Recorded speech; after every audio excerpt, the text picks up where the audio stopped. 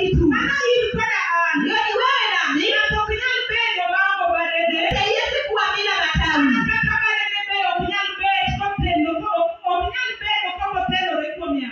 Jinsi vile matawi zake hasiwezi kuwa bila kukua kwa mti. Mio umewacho ni bedurwe iya. Ndiposa Biblia inasema eti kuweni ndani yangu. Abede iu. Ili nami pia nikuwe ndani yenu. Nikisha kaa ndani yenu, utapata siri za ufalme wa mbingu. Amen. Vitu ambavyo mkulima anatia, wewe pia una mawasiliano kutoka kwake. Amen. Huwezi kuwa matawi kama hauko kwa mti.